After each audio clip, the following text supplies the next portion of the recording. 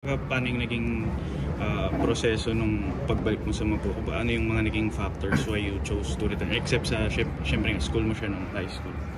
Actually, madami nag-reach out sa akin na schools nung prior na alam na naalis ako sa UE.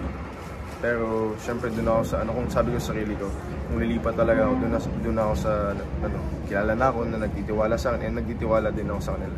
So yun, mahirap kasi pag, mag-experiment ka na naman.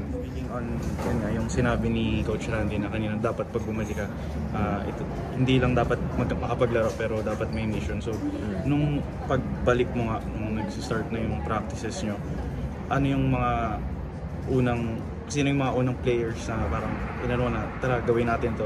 Yun.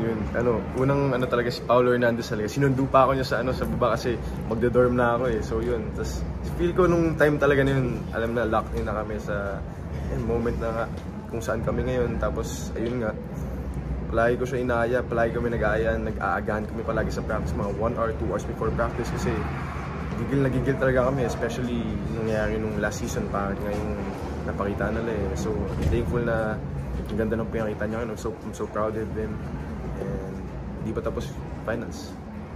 Brother, balikan lang natin yung origins ng relationship ni Coach Randy. Galing kang San Pedro Alabang, di ba? How exactly did you end up with Coach Randy in Mabuco? Okay. So, nung time na yon, San Pedro Alabang ako, tapos one summer, nag-training ako sa Zubel. Tapos, di ako kinuha for some reason, ewan ko bakit eh. Tapos, may kakilala naglaro ako sa isang liga labas once. Tapos may kakilala yun si Coach Yong. Tapos, yung season na yun, maglalaro ako yung nag-find semi sila Mike Enriquez. Tapos, kasi hindi na, late na ako tinanggap nun eh. So, hindi na ako nasama sa lineup. So, yun. Thankful ako nung nag-tryout ako, kinuha ako niya. So, sa Malayan. Si Coach yung naging Hindi.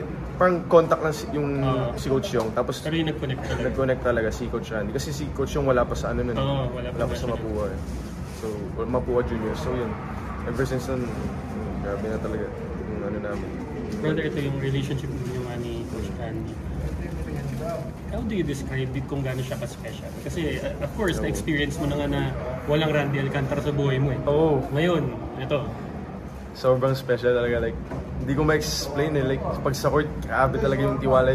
Pagmamahal na father figure sa amin lahat. Di lang sa akin, sa lahat. Kila Bonnie, kila Pao.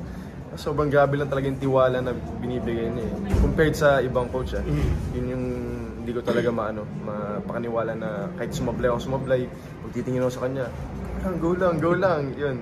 Siguro sobrang special lang talaga, and hopefully nga makuha namin to para sa kanya din kasi tagal natin 32 years yung last niya player pa siya, tapos yung buong coaching niya sa seniors wala eh. So yun, sana makuha namin to para sa kanya, parang give back namin to sa kanila. So safe to say, parang nung nawala sa Mapua, talaga napatunayan mo na iba yung Randy Alcantara. Iba. Yun talaga. Sobrang thankful nga din ako na binigyan ako second chance nila Coach yung Coach Randy. And sana nga, tuloy-tuloy na. In Coach Randy, that after you moved from PN, kumbaga you became one of the centerpieces. Sobrang thankful ako sa kanila kasi syempre 0-14 kami nun eh, parang nag-ano sila sa akin, nag-gamble sila sa akin. Knowing them from high school, na thankful talaga sa opportunity na binigay nila. Sobrang grateful ako.